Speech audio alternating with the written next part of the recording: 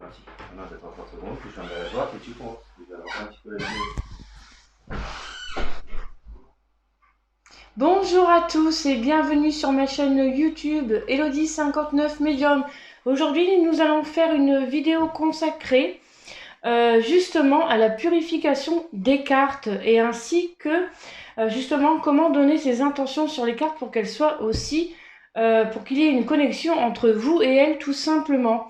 Donc voilà, vous avez besoin d'un porte-encens en bâtonnet, de l'encens de sauge. Donc moi j'ai allumé le mien qui est là.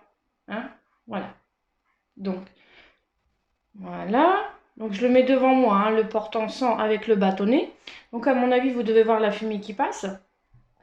Voici mon jeu de cartes. Donc, moi, je me sers là actuellement du Béline ainsi que de ma création, l'oracle du jardin d'Élodie. Donc, voilà. Ici, vous prenez votre jeu dans vos mains. Vous prenez une carte. Donc, alors, ça va être carte par carte, hein, ça c'est sûr. Vous allez prendre votre encens, donc la fumée.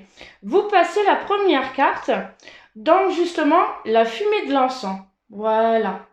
Donc, vous dites aussi à chaque fois, pour purifier la carte, vous la consacrez. Par cet encens, vous la passez dedans. Je consacre cette carte. Hop. Voilà. Première carte, elle est faite. Deuxième carte, par cet encens, vous la passez bien dedans, hein. Regardez, vous voyez, hop. Je consacre cette carte. Elle est purifiée. Hein. Par cet encens, je consacre cette carte. Vous voyez, je mets bien la fumée, enfin, je mets bien la carte dans la fumée. Il faut bien qu'elle soit purifiée. Le dessus comme l'en dessous, hein. D'accord? Voilà. Donc, faut faire ça à toutes les cartes. Donc là, je le refais une fois pour vous montrer.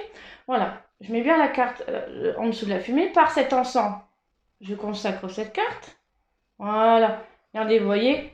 Hop, elle est purifiée. Donc ça, c'est à faire sur tout votre jeu de cartes. Et déjà, il sera purifié. Déjà, ça, c'est la première purification. D'accord? Donc, je vais enlever ça.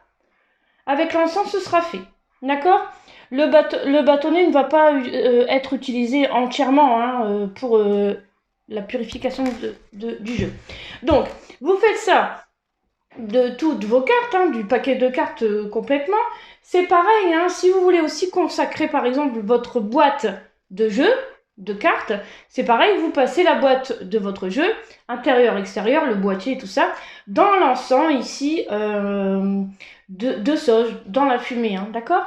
Voilà, comme ça. Donc ça, c'est la première purification du jeu de cartes que je voulais vous montrer aujourd'hui. Bon, deuxième purification. Alors, il y en a, ils le font, c'est classique, tout simplement. Pourquoi? Déjà, moi, ça m'arrive aussi de le faire comme ça, vous voyez, hop, il y a du sel dedans. Bon, là, moi, j'ai mis mes pierres aussi, hein. Mais vous mettez du gros sel, béni.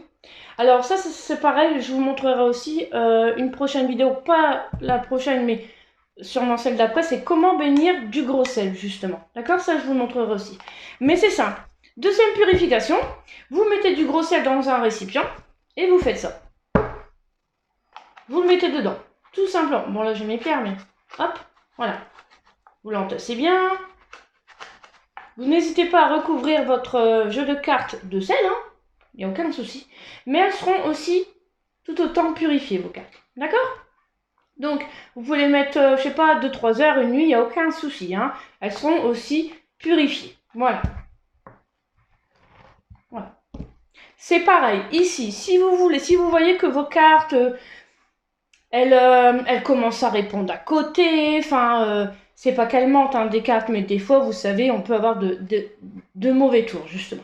Si vous voyez que elles commencent c'est pas à mentir non plus, mais à répondre de côté ou autre, moi, je vous conseille, c'est de les purifier avec de l'eau bénite, tout simplement.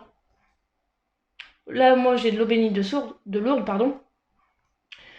Donc, vous prenez une petite goutte d'eau bénite et en fait, vous mettez justement, c'est mieux si vous faites un signe de croix dessus sur chaque carte.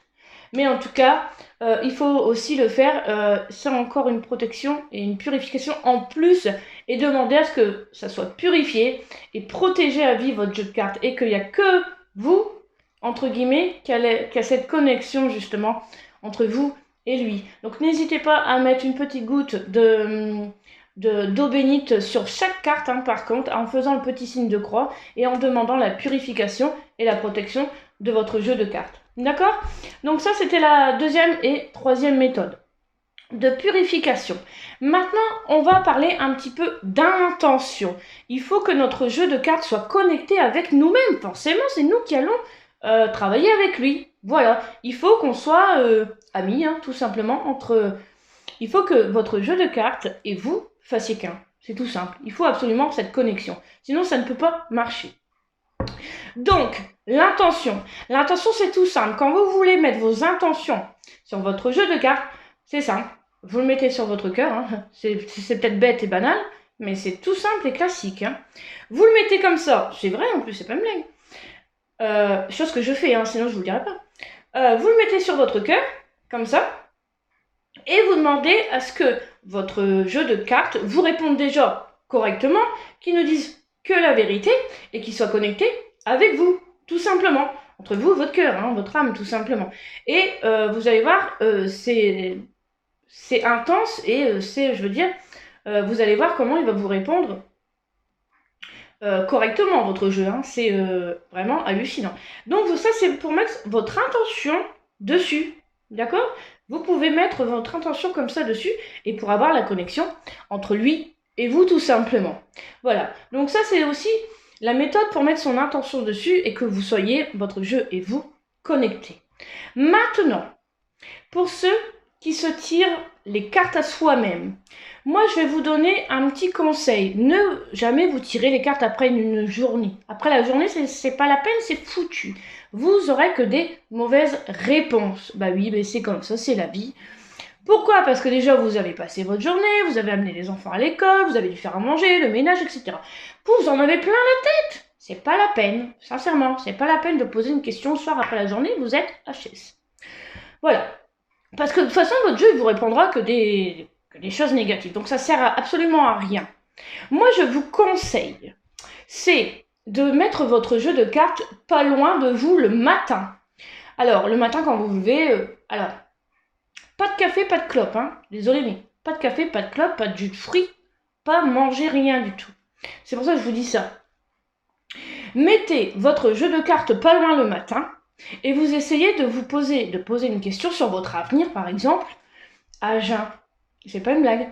Il faut que vous posiez votre question, une question qui vous préoccupait la veille, le matin. Pourquoi? Parce que le matin, on est encore endormi et on n'a pas le temps de prendre le dessus. Notre cerveau n'a pas le temps de cogiter, il n'est pas encore réveillé, il n'a pas encore bu son café. Voilà, tout simplement. Et vous tirez, vous faites votre question classique et vous verrez la différence. Essayez un petit peu mon expérience. Vous faites une question le soir. Quand vous avez fini votre journée, la même question, hein. Vous le faites le soir, et faites-le le lendemain matin à jeun, quand vous n'avez pas bu de café, pas déjeuné, absolument rien. Et vous verrez la différence. Et moi, j'ai fait cette expérience-là, c'est que le soir, j'avais que du brun, je suis désolée, c'est ça. Et le matin même, j'avais une toute autre réponse et qui concordait en plus avec ma question.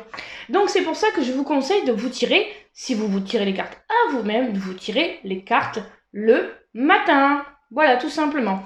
C'est pareil, je voulais aussi vous parler des cartes. Mais sachez que si vous faites tirer quelqu'un les cartes, lui, la personne qui va tirer, forcément, elle va mettre ses énergies dessus. Vous êtes bien d'accord avec moi? Elle va mettre ses énergies dessus. Ce qu'il faut faire, c'est que si, admettons, il y a la voisine qui tire les cartes et qu'en plus, elle n'était pas bien, la pauvre. Bon, eh ben, elle tire ses cartes, tout ça, bon, forcément, elle va sortir que des mauvaises choses. Bon, enfin bref, c'est pour ça qu'il vaut mieux aussi tirer les cartes quand on... comment expliquer pas forcément quand on est dans le chagrin, parce que de toute façon, si vous êtes dans le chagrin, vous sortirez que du négatif, ça sert absolument à rien. Donc, vaut mieux prendre du recul, etc., pour justement tirer les cartes et que ça soit un meilleur jeu, tout simplement. Mais bon, allez, admettons, je prends l'exemple de la voisine. Votre voisine, elle dit, bah tiens, tu voudrais bien me poser une question, enfin, tu voudrais bien que je pose une question, c'est moi qui tire les cartes. Ok, oui, il n'y a pas de souci. elle tire les cartes, c'est tout, etc. Bon, jeu excellent, hein. Bon, ça va, elle a pris du recul. Bon, vous avez fini de travailler justement avec votre jeu de cartes. Et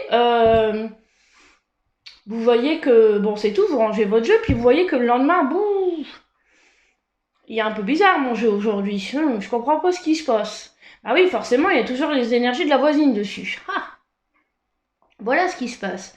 Et ce qu'il faut faire en fait, c'est qu'avant de ranger votre jeu, forcément, si la voisine elle a tiré les cartes, elle a mis ses intentions dessus.